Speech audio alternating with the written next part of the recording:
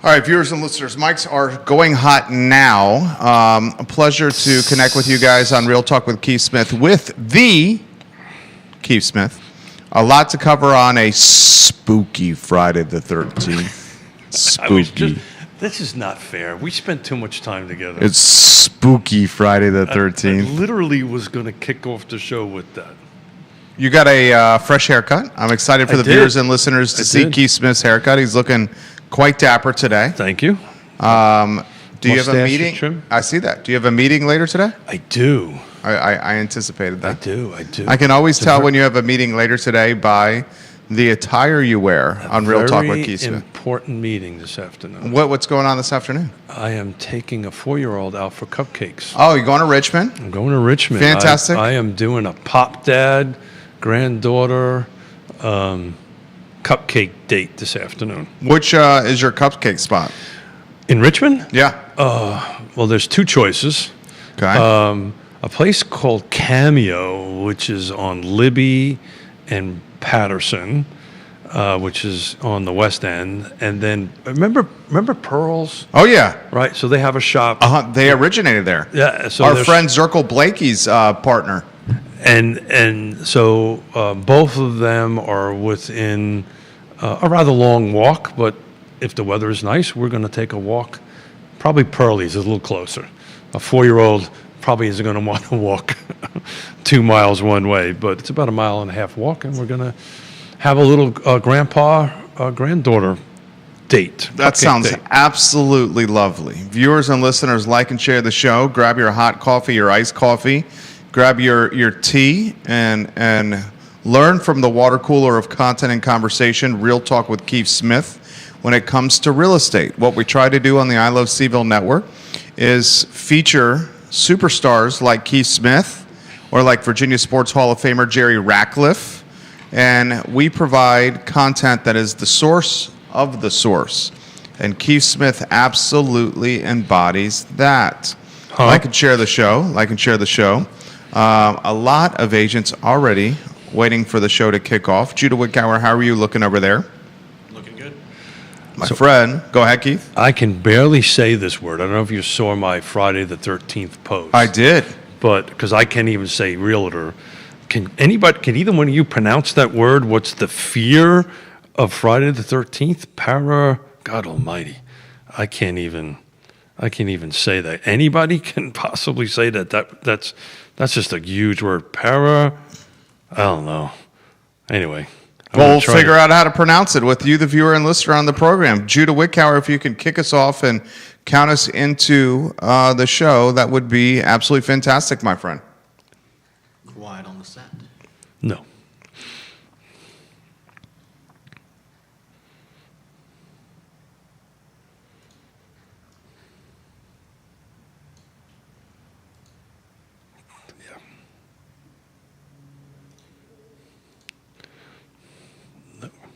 There's no way I'm going to say that word.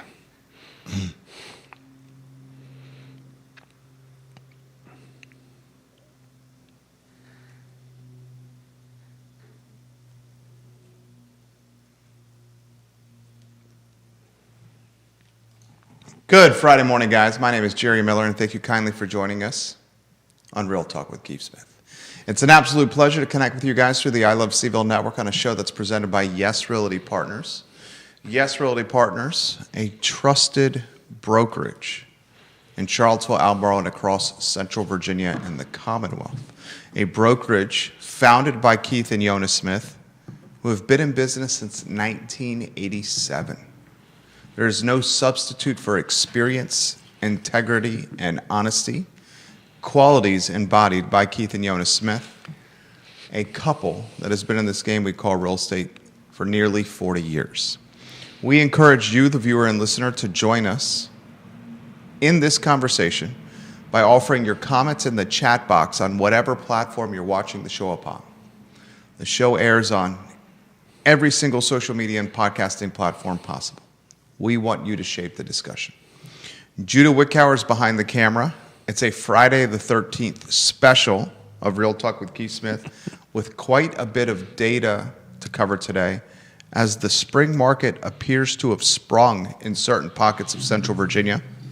We will dissect and analyze with the source of the source, the freshly manicured, the sharply dressed, For my hot date this afternoon. the always conversational, Keith Smith, Judah Wickower.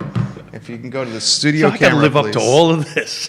Damn. I can follow you around if you would like and do this all day. I cannot afford that. No, you cannot. I don't think anyone in this community can. No, I wasn't talking about money. I just couldn't afford it. You'd be busting my chops so much. I don't think it'd be like having Fairchild follow me around. Oh, I love Chris Fairchild. Yeah, I haven't seen that man in a minute. How's he doing? He's doing well, I think. I haven't spoken to him in a while. I know the local jurisdictions are all up to their ears in alligators with budget season and all the fun stuff that goes around that. I had on a on a commission meeting. I had Jen, the new city councilor, on this meeting we were doing. We were talking Jen about Fleischer? Yeah, we were talking about, and it's public record. We were talking about the budget season, and I jumped in and I said, "Isn't budget season sexy?" And she laughed. So, budget season isn't sexy. It's the opposite of sexy. And Judah, you set up YouTube the right way? All good to go? Friday the Fantastic. 13th. So does anybody know where the origins are? Did you ever think about where the origins of Friday the 13th came from, Judah? That's the reason I was asking you. This would be something you might know, or where people seem to believe that it came from. I do not know where the origins are. No. So the Knights Templar were all arrested on Friday the 13th, and that's supposedly, historically, how it got set. So if you know your history a little bit, that was a little bit of an unpleasant act by the Catholic Church back in those days. But in any event, it supposedly goes back as far as the Knights Templar, back in the medieval days.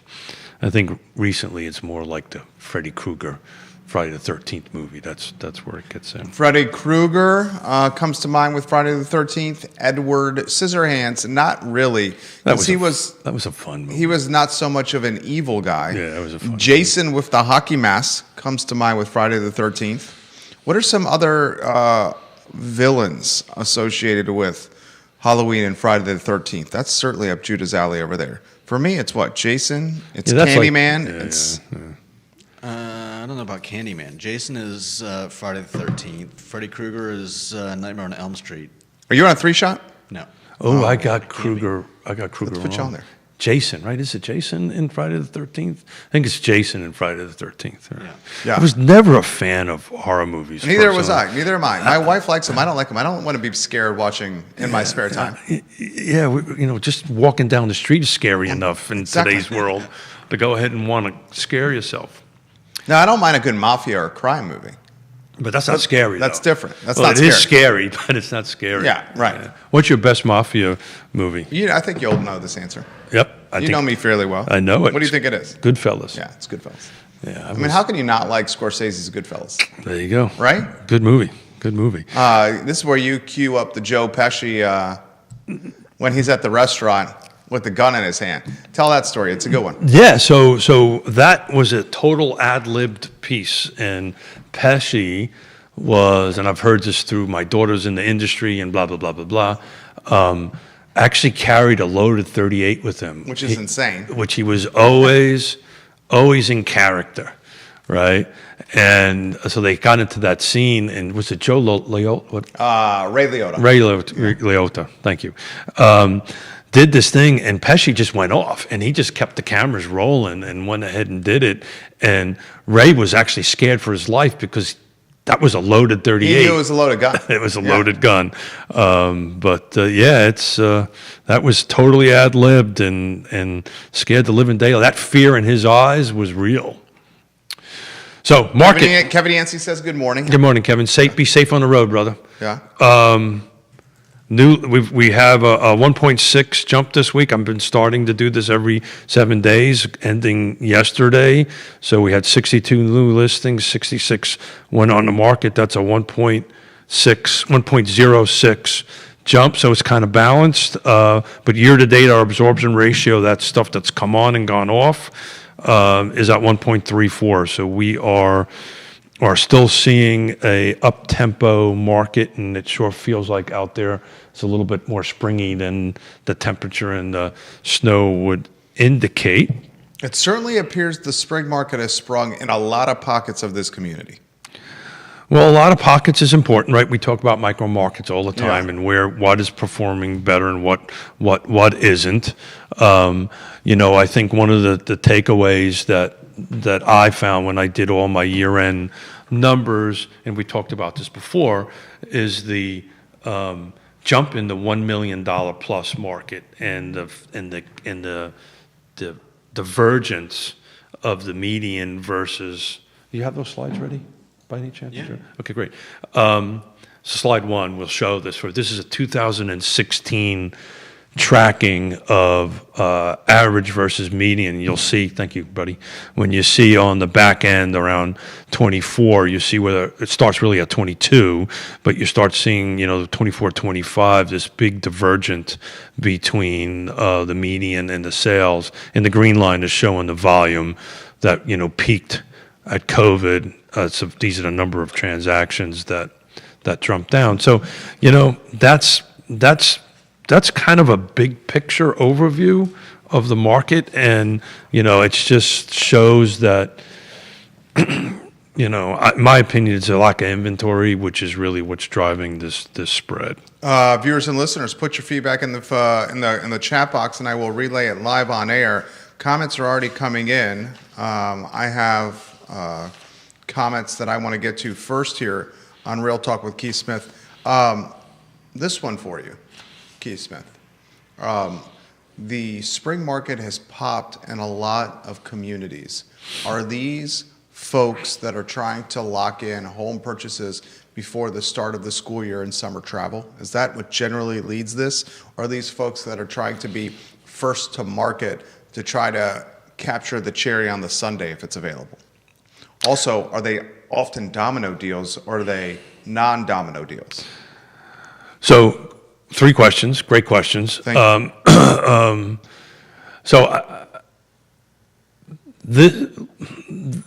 My overall caveat of 2025 is the market followed the inventory. So your second comment to cherry on the top would be more of where I think the market is going.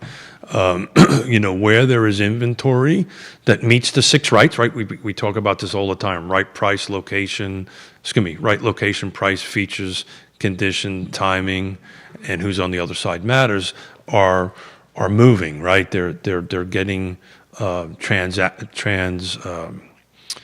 Thank you, Smith. They're getting traction. So it's do you meet these things? And it moves. If you don't, then it's going to sit, because today's buyer right now, and we'll talk a little bit about that from a Zillow report I read this morning, but today's buyer is looking for things that are different than it was 20 years ago, right? And we can talk about that a little bit later. I saw your Zillow post. Thank you. You're starting to see the builders, and we're focusing on new construction this year, this February. I can speak English today, but you're starting to see square footages decrease, right? You're starting to see homes that 20 years ago, 10 years ago, where 2,700 square feet was kind of the average size these days. Now you're in the 2,300 square foot range, and you're starting to see, and we've been talking about this for a long time, single families single level with primaries on the main level is really skyrocketed in the last few years. And what that is, somebody told me this a long time ago. If you really want to know what the real estate market's doing, follow the builders. Yeah, absolutely. Right? They usually have their pulse on the market and pulse on what the market is looking to buy. And if you meet these criteria, or even if you're in an existing home, not new construction, but if you meet this criteria that the builders are seeing the market wants and producing, your chance of selling goes up markedly. If you don't, then there's a couple other parts of those 6 things we need to take a look at, right? And usually it's price is the one that we can go ahead and start manipulating a little bit. This comment comes in, and there are a lot of them already coming in. We're going to get to them here. First, we'll start with the mayor of Waynesboro. We've highlighted in the past, this is not necessarily applying to Charlottesville and Albemarle, Kevin, but we'll relay the comment anyway. Please explain how private equity firms snapping up single-family homes to the tune of 860,000 plus removed from the housing market is anyway good, driving markets to the insane prices people are asking, most times getting. This is any firm owning 1,000 homes or more, not the mom and pop owners. We understand that's happening, Kevin. This comes up from you often. This is not happening in Charlottesville, Albemarle, or Central Virginia. Yeah, micro markets matter. I actually wrote an op-ed that I'm working on a couple of national publications that produced that kind of talks a little bit about this, and a little bit about the new House bill that got passed at 390 to 9, right? So that kind of tells you how important housing is even at the federal level, and we can talk about if it really impacts us here locally or not if you want. But that impact is very much so the case in markets like Vegas and these areas that these equity firms bought it. There's also some legislation floating around out there. I believe there was an executive order that was done that's trying to tone some of that back down. If that's actually going to get traction and actually be implemented is something different. I think where that might impact this market here, because we surely don't have it on the other side of the mountain, we don't have it here. It just doesn't exist. What it could impact, and I don't think this is really going to happen, but it could, is if you're trying to move out of some of these markets that are getting softer into our market, your values may be decreasing in those markets because of what Kevin is outlined. But day to day, transaction to transaction, we are not seeing that impacting here very much. So the investor that owns residential rental units are, maybe in the hundreds at the most, right? And there's a handful that might fit that category. For the most part, they're 10 or less is usually. That's purposely, by the way, because you get into a tax bracket if you start going over 10. But that's a whole different can of fish. Keith Smith, Judah Wickhauer, comments continue to come in. Randy O'Neill's watching the program. This question has come in. Can he offer the baseline of how Lake Monticello is doing? As he says, it's the litmus test often on Real Talk for real estate in our community. Yeah, so you're starting to see inventory fluctuate, come up and down. I don't have it broken down specifically for that. I actually got a slide for Fluvanna County, which includes everything. But, look, at the end of the day, Lake Monticello is a majority of the tax base that for the local tax. It is 4,500 plus or minus homes out of, I think the last count I had was a little over 11,000, so it's not quite 50%, but it's awfully darn close to it. But transactions are happening. Things are moving back and forth on it. And I thank the question, because if you really take a deeper dive on what's happening at Lake Monticello, it is reflecting what's happening out in the rest of the jurisdictions. Here's the difference. The numbers are tighter, right? You don't have this huge gap, and I'll find a slide number for you. It is not broken out. It'd be slide 4.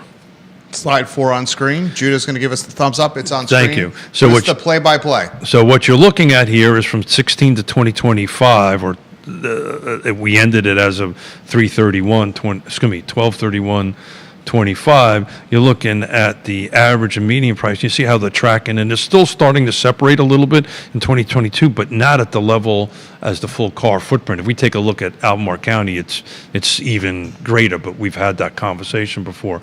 But the blue bars are your volume of units sold. So we've grew in volume of units in Fluvanna County, which again is mostly Lake Monticello. It's also mostly one subdivision, by the way. That's impacting quite a bit how Fluvanna County is performing, which is Colonial Circle. So I don't have exact numbers today for Lake Monticello, but that'd be a great Data set to put together for maybe next week. The follow-up question is, are the days on market getting longer at Lake Monticello, or is the inventory still moving quickly? Good questions right there. Yeah, so the definition of quickly we probably need to define, right? Are they sitting longer than the unicorn years when it's sold in 39 and a half seconds? Yes. Are they sitting on like they used to at 100 days or more? Some might, if they're not in the right location within the micro location within Lake Monticello, are not priced right, do not have the right features, do not have the right condition. Yes, they could sit there. But if they meet those first four, under 2 months, under 60 days, I don't have the exact data. I can surely look it up while you read some more questions and put it together pretty quickly for you. But yeah, to me, it's normal. It's a normal pace. So I can look up Lake Monticello if we'd like to do that. No, I think you covered it well. I think one of the storylines that is not being covered that should be covered is what the Charlottesville Office of Economic Development published yesterday on social media. The Charlottesville Office of Economic Development, in conjunction with the Charlottesville-Albemarle Airport Authority, are pushing a call to action. And I think this is overall positive. And the call to action is for a direct flight from Cho to Boston. I saw that. And the direct flight from Cho to Boston is specifically to strengthen the ties between Charlottesville and Boston, which has the potential to unlock new opportunities for Central Virginia by supporting business growth, research partnership, workforce mobility, investment, venture capital across life sciences and biotechnology. So they're connecting the centers, right? Well, yeah, Boston is the epicenter of biotechnology and life science. Yeah. Not just the practice of biotechnology and life science, not just the companies that execute along the silos of work of life science and biotechnology, but the venture capital is there. And Charlottesville and Albemarle, in conjunction with the Charlottesville-Albemarle Airport Authority, are working extremely, efficiently and focusedly behind the scenes to create a direct line from Cho to Boston. This is hugely impactful on the real estate community, ladies and gentlemen. And there's not really anyone in the real estate community that's talking about this now. So I read that. So that, yes. Look, I've been living here since '87. The airport has grown tremendously, of course, in physical size, but it's grown tremendously in the way it operates, in the way it runs. It's become more than just a little small airport. It's a great starting point, literally, to go around the world. The interconnection they're talking about, because they've upped their flights, by the way, if you haven't noticed it yet, from show to New York, right? They're doing show to Boston now, which I think you're going to start seeing that pick up. From the everyday traveler, I go to Richmond only because they have more flights. It's the same amount of drive from where I live to show, and it's about half the price. That said, what they're doing is very wise. They're trying to do an artery connection to the money to the employment centers, right? Because we are now having these 600 jobs. Where are they coming from? They're coming from these universities, right? And the university cities and towns to come down here. It's going to bump the prices. Look. Well, I'll push back slightly here. Good. AstraZeneca and its $4.5 billion investment in northern Albemarle County, Rivanna Futures, that is literally next to the Charlottesville-Albemarle Airport. No, I get that. So the folks that are living in Albemarle County, Ivy, Crozet, northern Albemarle, or Green, that are going to work in AstraZeneca, they would much be less inclined to then drive to Richmond, 100%. where they're going to be a 2-hour drive to Richmond, where you're closer because you live in Fluvanna, yes, as opposed to a 5-minute drive, 10-minute drive, 15-minute drive to Cho and catch I would imagine a Charlottesville to Boston flight is probably 40 minutes? Yeah, and 45 minutes? plus they're on company dimes. Yeah, right? they're not paying for it. Yeah, Yeah. so I'm talking about somebody who wants to travel. When you start taking a look at costs, Yeah, this is for insiders. This is for people that work there. Yeah, correct. Yeah. I wanted to weave in a little bit about the price difference because it's substantial if you ever done any research. Back on Lake Monticello, days on market, I just ran literally all of last year and up into the date. The median days on market in Lake Monticello is 20. That's still relatively low, right? Where, depending on who you talk to, and I think days on markets as a metrics of the market performance pretty much evaporated in COVID, right? So, I remember looking at that thing prior to COVID when median was in the 30 to 40 to 50 to 60 day mark. But at the moment, we're trading homes on a median days on average of 20 at Lake Monticello. Can you imagine a world, because I certainly can, where there's direct flights daily from Boston to Charlottesville, where Charlottesvillians are working in Boston but choosing to live in Charlottesville because the cost of living is significantly more affordable than Boston? I mean, we could imagine a world. I think you're going to see that happen. I think you're going to see, look, we got 600 people, just as one company, right? Where it's safe to say, I think we're in agreement on this, these folks are going to come from someplace else to here, right?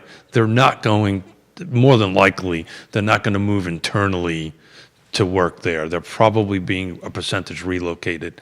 Well, if we don't have the inventory for them, which I don't believe we do, for them to live in, to buy and move down, they're probably going to do some sort of remote work or some sort of commute down, go to one of the apartment complexes that they're popping up here left and right and live in that and commute back and forth between Boston or wherever they may be living. I think that's a lot of what the mentality is on this. I see what's going to happen here with the Boston.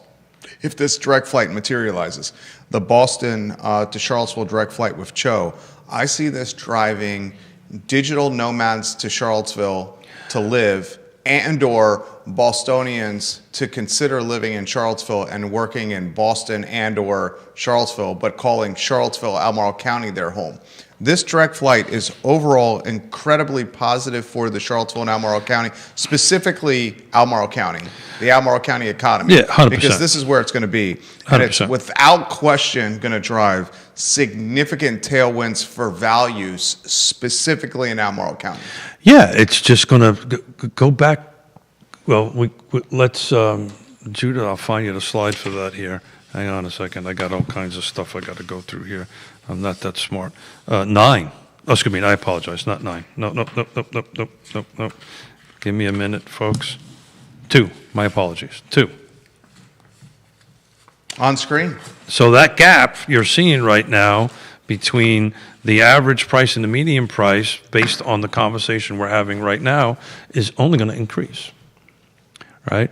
We're not quite flat on median. I think next year you're going to see a flat median. I think when we look at this show next year and do it and take a look at 2016 to 2026, I think you're going to see that median flatten out in Albemarle County, if not take a bit of a dip. You think the median value is going to dip? Yes. In Albemarle County? But the average is going to continue to skyrocket. So why the median is dipping is because of the lack of sales at that price point. And as the average goes up, it impacts the middle. Right? No, I understand that. Yeah. I'm curious. I think you're going to see it flat because you can see it's just. You're talking value. Talking what the sales price is going to be, I think is going to flatten out. Median, not the average, No, the I median, year over year. I think you're going to see it more like, if you go back to slide 1, it's going to look more like what happened in the full car footprint. Because if you go through my slide and you start taking a look at jurisdiction after jurisdiction, some had an increase, some were a little bit less, but Albemarle County was one of the flattest year over year median increases of all the jurisdictions. And I think you're going to see it stay that way. Ray Cadell, Unless you get more inventory, which we're not going to have. no, we're not going to have more inventory. Ray Cadell watching the program, he says they also fly out of Richmond, his band, when they buy 13 tickets at a time from a price standpoint. Yeah. There's no question that the savings when you fly out of Richmond versus Cho, it's a huge delta. So I'll put it here's- in perspective. Judah and I and the team, we would fly. This was when we were really grinding and building the business. How long ago was it when we had our office in New Providence, New Jersey? Was that 10 years ago? 8 years ago? I know. How long? We've been doing this for 7, and I think you just was wrapping it up. at Yeah, that we point. had an office in New Providence, New Jersey, where we legitimately were flying to New Providence, New Jersey for a week at a time to work 60 hours out of hotel conference rooms in our client conference rooms and charging New Providence and New York and Connecticut prices but using Charlottesville labor.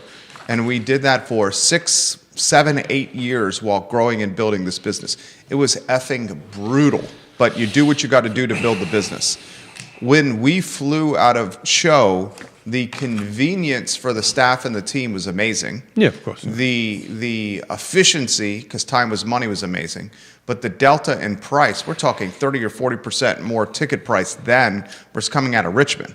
And how many nonstops did they have at that time? It was longer than that. 6 years ago was, I think, the last time we were. That was the start of COVID, 6 years ago, 2020. I don't think it was 6 years. I know.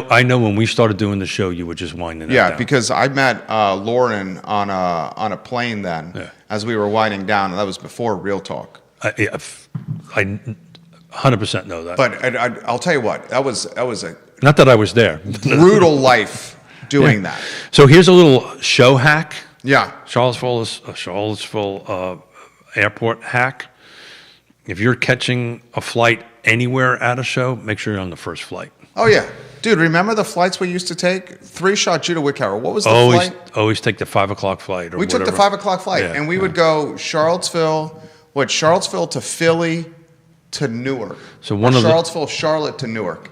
So when we pivoted from Charlottesville, and hopefully they've gotten it better, from Charlottesville to Richmond, one is because of the cost to substantial cost savings on it, more flights, right, more efficient airport. But if you are trying to go from Charlottesville to Atlanta or Charlottesville to Charlotte or whatever it is to try to go wherever you're going, in the middle of the day, if your flight wasn't on time coming out of show, it messed up your whole day. So always get your first flight at a show. 100%. That's a great hack right there. I'll say another thing is flying out of Cho, there was oftentimes flying out of Charlottesville Albemarle's airport that I would show up for the flight 10 minutes before the flight took off and be able to board. There was one time where I was literally late. Judah had to print my boarding pass out, and he hid it under a seat in the lobby. I grabbed the boarding pass, made it through the security gate, and literally told the gate attendant at the airline, saying, "I have to get on this flight. I'm heading to a funeral. Please let me on the flight." And they opened the door. Yeah. Good This for you. was like 7 minutes before the flight took off. I showed up. Well, you're one lucky man because that don't normally happen. She's like, "Okay, we'll make an exception." So Is that not true? True story right there. He printed the boarding I don't know pass. about your excuse, but That yes, was the they excuse. did let you on after the door had closed. The excuse couldn't have been, "I need to get on this flight. I need to charge $2.95 an hour for 60 hours. Let me on, please." Well, hold it. Did I just hear we fibbed a little bit? Oh, without question. Undoubtedly. Do what you got to do. There you go. I think that's called the cost of doing business. I hope you went to confession afterwards. I did. It was called Jack Daniels. Yeah. So I'm going to buzz through these slides real quick because I want a visual for those who might be watching now, watch it later, on where the deltas are changing between average and median. So when you look at these slides, for the most part, just look at the right side, or which is the 24. So if you can start with 2, which is Albemarle County. On screen, Vanessa Parkhill, hello. Hey, Vanessa. 3 is Charlottesville, still a little flat, the median. By the way, the average is flattening a little bit, but you take a look at a big jump between 23 and 24 on the average. Fluvanna is climbing on your averages. It's a nice steady. If you take a look at Flavanna, as far as the median price performance, right? It looks super healthy from 2022 to now. It's a very steady, nice climb up, in the 3 to 6% year over year range, but the average jumped quite a bit. Louisa County, again, if you look from 2022 through 2025, it's this pretty straight, consistent median climb. The average took a little bit of a dip. Greene County is a huge jump from 2022 up into 2023. We're jumping from sub 250 to north of 300, just around 300 for the median. But you look at that climb, it's nice and steady up. And then Nelson County flattened out. So when you take a look at all of those together, right, that's where I'm going to. I think the counties that you see the continuing steady climb, you're going to see that again in 2026. The ones that are flattening out, Albemarle County would be one of them. I think you're going to, when we take a look at these slides next year, I think you're going to see a continuation of that and a continuation of the upper. And I want to give another shout out to Ray Cadell. What Ray does is awesome. I love listening to what he does, and he's in the trenches helping people at first-time home buyers, which I know can be a thankless job, and I wanted to thank him for that, because that's a hard thing to do in a hard space to be in a market like Viewers this. and listeners, comments in the feed. Ray Cadell, you're an absolute gem. We love you here on Real Talk with Keith Smith and across the I Love CVille network. This comment continues to, the Cho storyline continues to resonate with viewers and listeners on the show. This is a great one. Does Keith, and you've covered this, does Keith think Greene County is the next jurisdiction to boom? It is. Yeah. So you cover this well. Well, actually, we'll spend a little time with that here for a second. Slide 6, if you don't mind, Judah. That tells the story right there. Look at so the blue is the inventory, right? The number of sales, the bars, that is, and then the graph lines are your average and your median. But let's take a look at something, because I actually got new construction slides here. Give me 1 second, Judah. B11. On screen. So thank you, Judah. So what you're looking at here, the blue bars are the number of new construction. The gray line is your school enrollment, by the way. So take a look at where the school enrollment is done in Greene County starting in 16, 17. So that school enrollment data, so to get this out there, is only public schools, only from the Virginia Department of Education, and they do it every fall, right? So what we're not calculating here is the private sector, Catholic schools. The private schools are booming. And Talk to them about the enrollment at the public schools.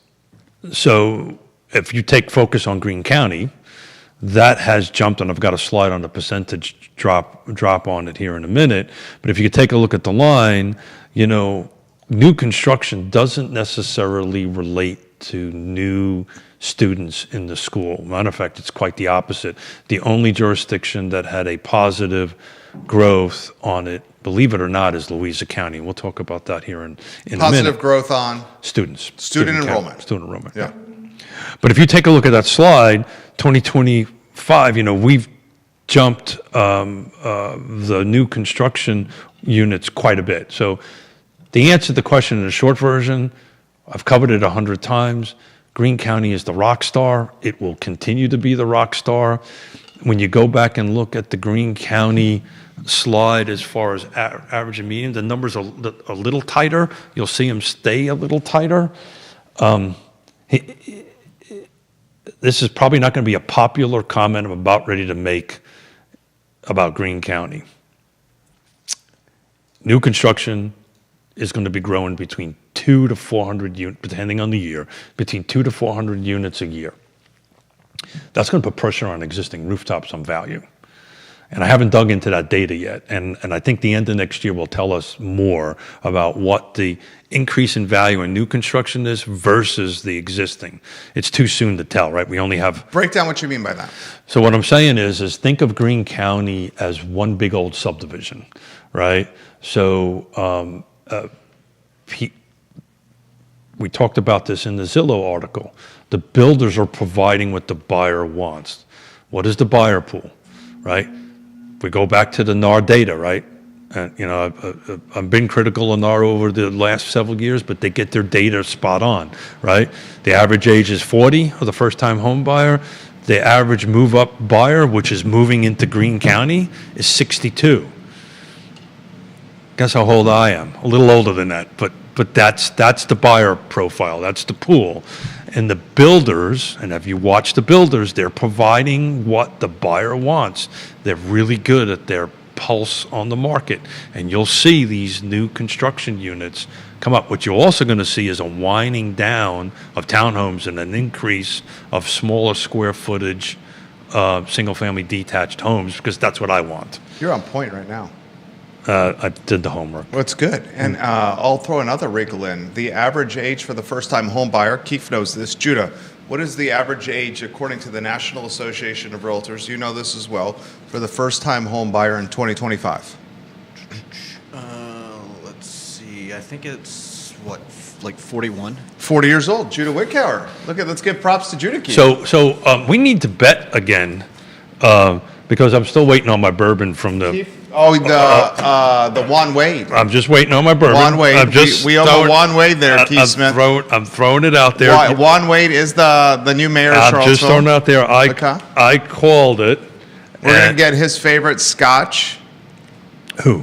Me? For the bourbon? Or, bro, you want bourbon instead of scotch? Well, I prefer you to spend a little money and get a really good rum, but I'll take the bourbon. Okay. I'll take the bourbon. But what's the bet you're going to say? Is that average age of 40 going to increase? Yeah. Yeah, we know it's going to increase. Yeah, but the number. Oh, wow. What's your guess? 42. You think it'll go to 42? I think we're going to see another 2-year jump. Well, the reason I brought this up is if the average age of the first-time home buyer is 40 and you're expecting it to go even higher, that buyer profile, as someone who's now in his 40s, is going to be even more focused on buying a home that has a place that you can age in place.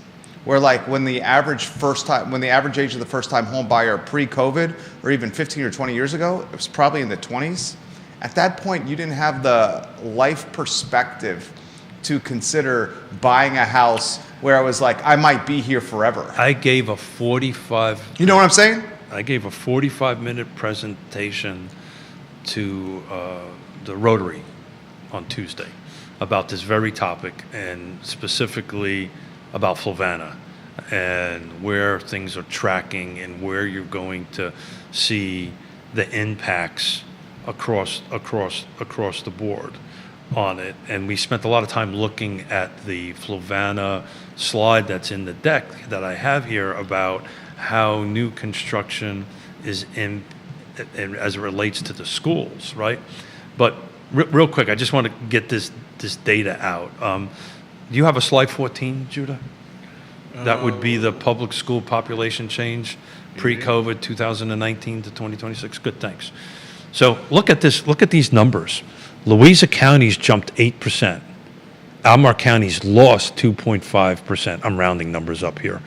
Charlottesville lost 4%. Greene County lost 5%. This is from 2019.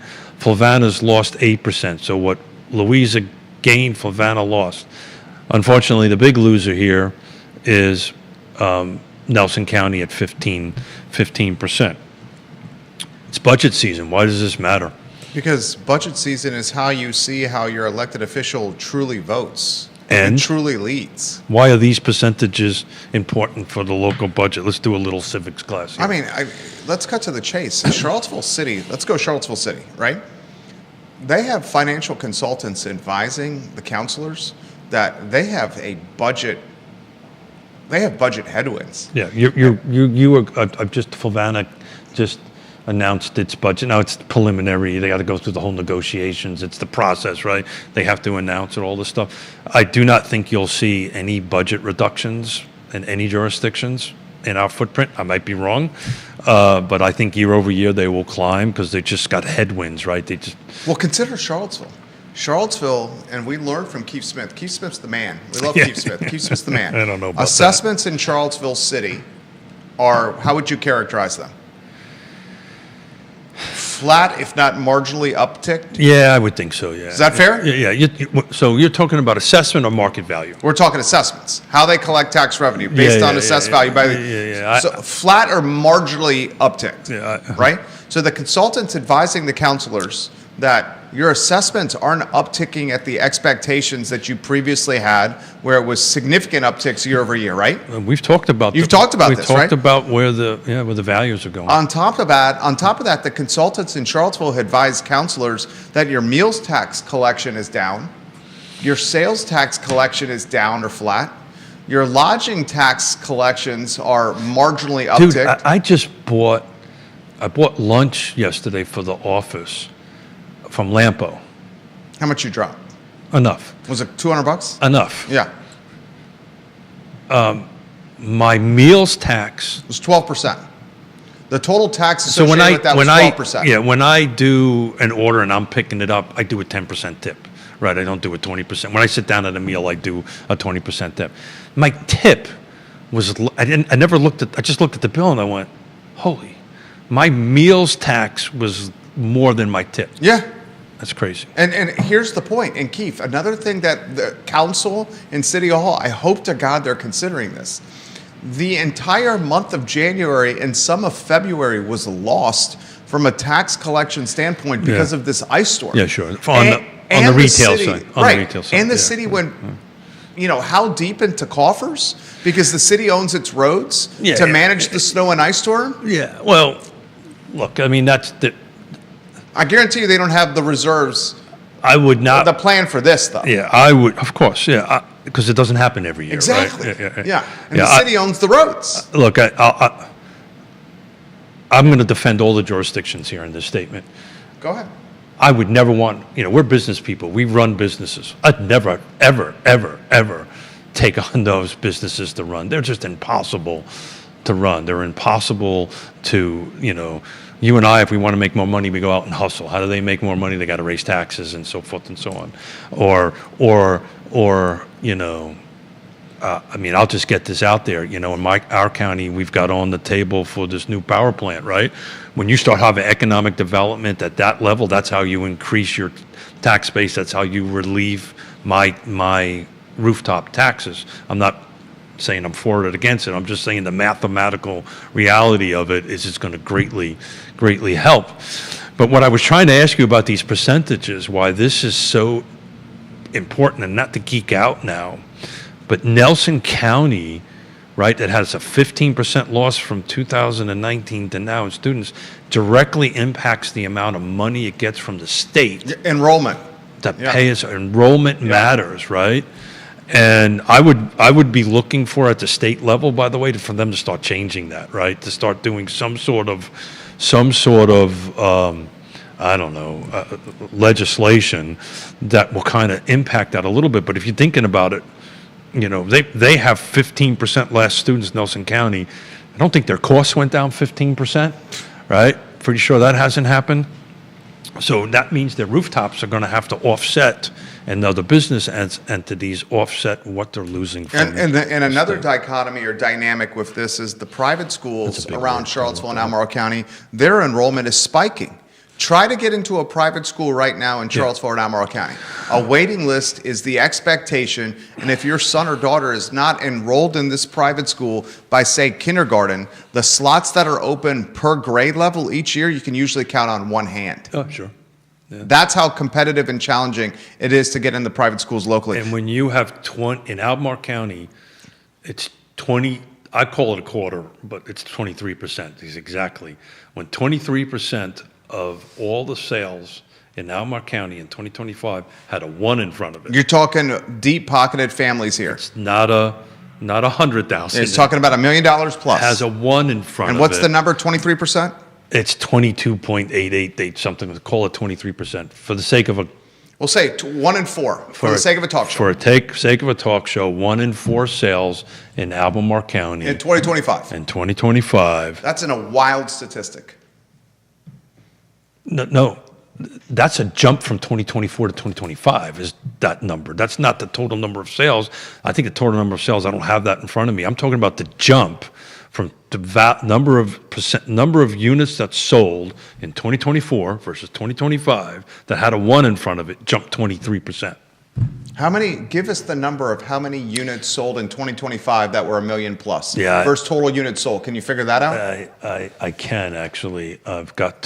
You have to do something because it's part of my report that I sent out to everybody. I just got to find it. I don't want to give people the wrong. Because I'm going to then take that information, I will give you credit, and I will syndicate it all across the I Love CVille network, and every person in this community will see it and read it. Yeah, so I don't think I printed that out, so you're going to have to give me a second to look that up. So hang on. I will say this, viewers and listeners, that if you live in the city of Charlottesville, I genuinely expect your taxes to increase. And the tax that I see potentially upticking is your real estate tax rate.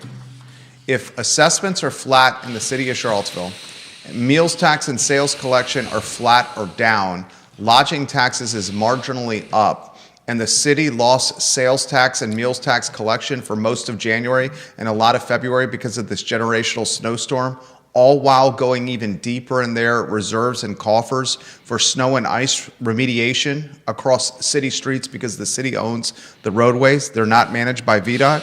The city's got a little revenue issue here. I got that. On top of that, they got, and I'll throw this to you, on top of that, they got employees in the city that are unionized, that are asking for even more money. Take the support staff at Charlottesville Public Schools that are getting a 10.5% raise for 3 consecutive years. And all that money has to come from somewhere. Has to come from somewhere. It has to come from somewhere. Right. And the import of high dollar jobs, because that's what we're talking about, right? And the increase in the sales of the $1 million plus, more than likely, that doesn't mean in all cases, but the people that are doing that are going to be trying to get their children into these private schools or into the Western Albemarle, which, is the panacea of high schools. This is where when you're talking to people, that's where everybody wants to go. But I got those numbers for you. Please, I'm going to write these down. And I'll give Real Talk with Keith Smith credit. Thank you. If you look up the document that I sent out, the market did exactly what the inventory told. I posted it. These numbers are in there. So Albemarle County, right? So total closed sales in 2024. Versus 2025. 24, we had 1,541. 1,541. This is $1 million plus? No. Oh, total. These are totals closed. Okay, total units. That's in 24. 25, we had 1,504. So we actually had a loss in sales of negative 2.4 total volume. What was 2025 total units sold? 1,504, negative 2.4%. Okay, minuscule. Yeah. But here's the important thing. Sales over $1 million in 2024. There was 211, so it's not a huge percentage of the total number. But in 2025, we had 259 sales. The exact number is 22.7%. 211 versus 259. So we had a 22.7% increase in sales. By the way, new construction dropped 30%. There was 24 versus 2025 in Albemarle County, 30% dropped. So in 2025, Albemarle County is our 10-ton elephant as far as volume goes, right? It's it's 1,500 plus or minus units typically year over year. But we grew in 1 year. The number itself isn't large. The percentage is important, right? We went from 211 of million plus in 2024 to 259 in 2025. That's a 20, my dyslexia kicked in, 22.7% increase. I rounded it up to 23. Charlottesville, 24 to 25, we had 402 closed in 24, 403 closed in 25. So we stayed flat in the total sales. Million and up, lower number. We had 49 sales a million up in 24 and 50. Excuse me, in 25 we had 57. It was a 16% jump. Even, what was it? Green. So back to my comment about Greene County stabilizing and the averages between average and medium. So Greene County had 211 sales closed in 24 and 316 in 25. That's a 49.8%, a 50% increase in sales on it. But the difference, the average price actually lost just a skosh. So average price year over year was $458 in 24, and it lost just a little bit to $457.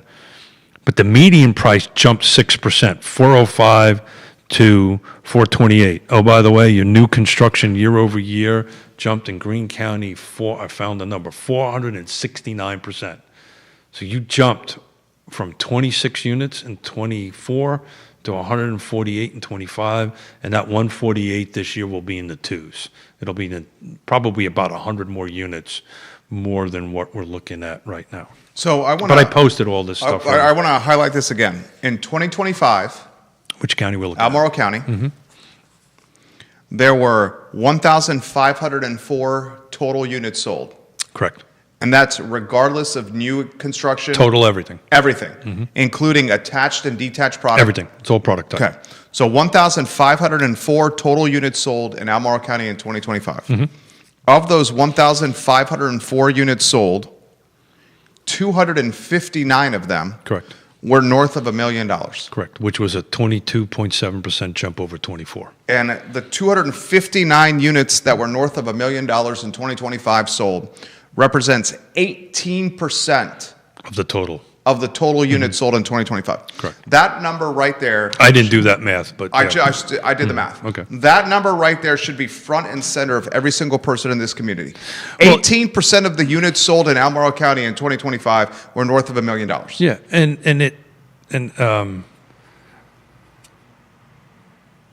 it speaks to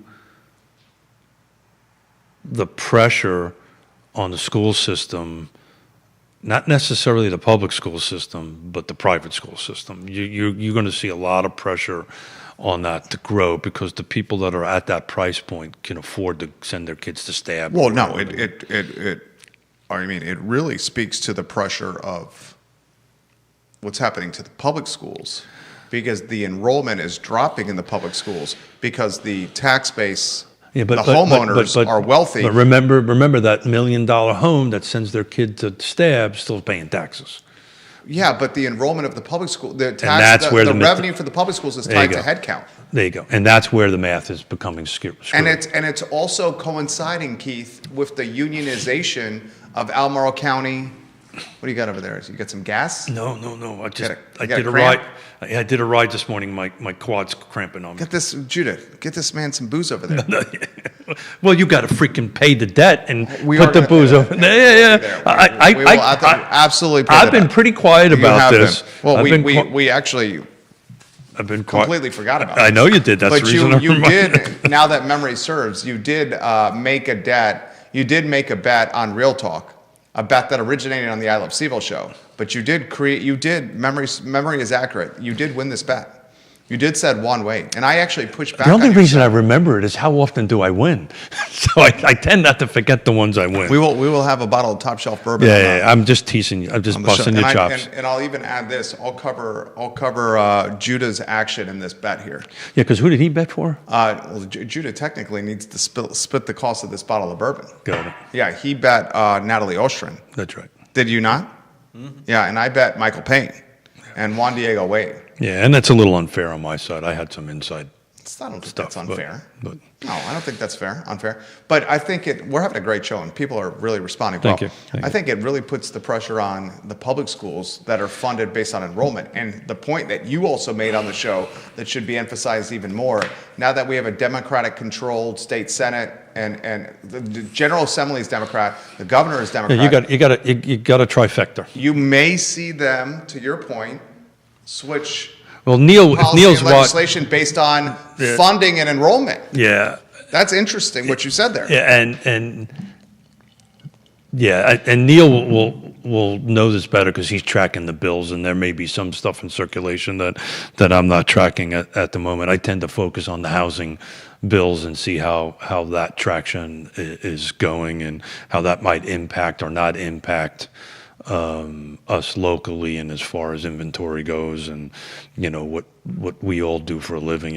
As you know, I'm blessed. I get to wake up every morning and help somebody with one of the 3 requirements for a trip around the sun, which is shelter, the other being food and clothing. So I take what I do very seriously. I know you do. It's an important thing, and that's everything from every spectrum of the market. Housing is important. If you can't get housing right, then the other 2 tend to fall apart on you pretty quickly. But yeah, so we'll see. Neil will know more about what's tracking at that end of it. I would not be surprised, because it's a national trend, right, Jerry? That's what's going on. If you listen to what we've been talking about, and you track this NAR data, which again I've been critical of NAR, but man, they get this stuff right. They get their statistics and their data right. And if you start tracking what it's been doing over the years, ages are getting older. People are having children much later in life, right? You don't see it's not that you don't. There are obviously cases out there. But on average, you're not really seeing, your 24, 25, 26-year-old getting married, having a kid, buying a house on it. That these cans have been kicked down the road. And I think that's going to have a huge impact. I'll be out of when it happens, I'll be out of it and hanging out on the beach and working on my tan. But, this, I think, has a larger opportunity to impact our market than some of the other stuff that's talking about, like interest rates and stuff like that. I think that has a bigger impact. Comments coming in faster than I could keep up. How about this good one from Lonnie Murray on those $1 million homes? By the way, excuse me, Lonnie, you're a rock star, dude. I follow you on your running thing, and all you do is motivate me to get on my bike and do it. You actually motivated me this morning to get in a ride virtually and on my indoor bike, which I hate because I feel like a freaking hamster. So I just want to say you're a rock star, and thank you for motivating me. This is an interesting one from Lonnie Murray. Lonnie's a very smart guy. He says, Keith Smith, of those $1 million plus homes that were sold in 2025, which somewhere between 17 and 18%. It's like 17.5%. In Almar, we're talking about Almar County. Mm-hmm. And I mean, you know why Lonnie Murray cares about Almar Yeah, County. of course. He says, is there any way to track how many of those are second homes for the wealthy? That's very challenging to do, Lonnie. No. I don't think Paragon's got a filter for that. Yeah, man.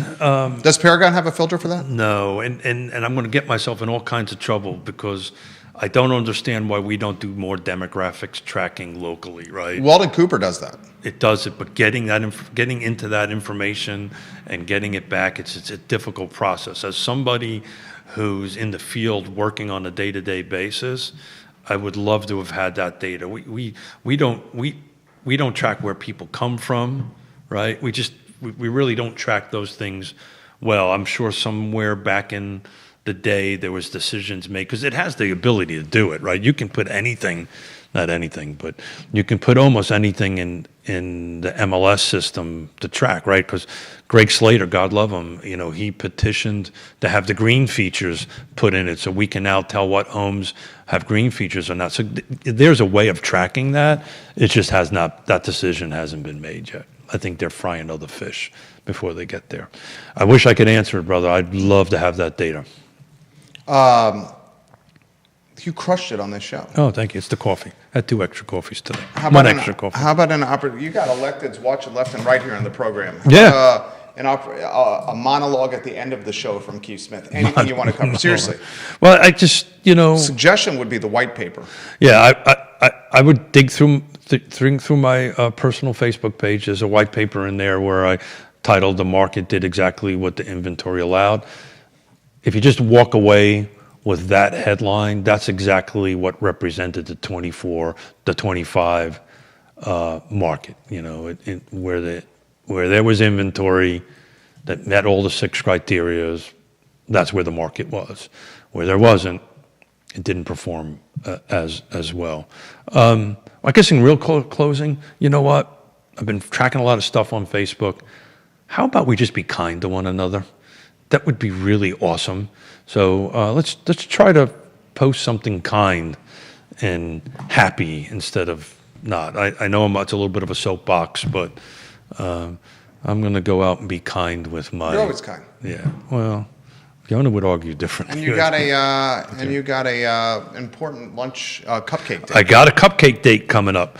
Back on the politics, starting March on the third Friday, I've got confirmation with everybody. So Jude, if you can keep this in your brain, I've got Ned on board, Ned Galloway on board, Jesse Rutherford on board, and Tony O'Brien on board, and then ourselves.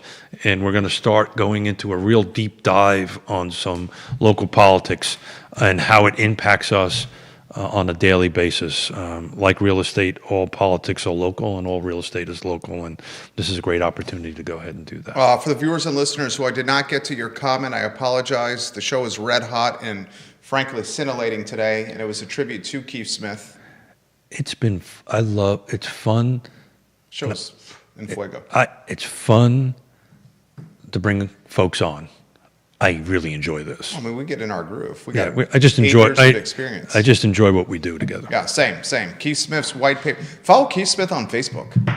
He posts content on his Facebook page that is deep dives into data and trends and dynamics in real estate locally that, goodness gracious, should be behind paywalls where people are paying $5.95 or $7.95 or $9.95 a month for this content. I sincerely mean that. Well, the content should be behind paywalls. Yeah. I mean, you're talking about what are some of the real estate media platforms that people pay for?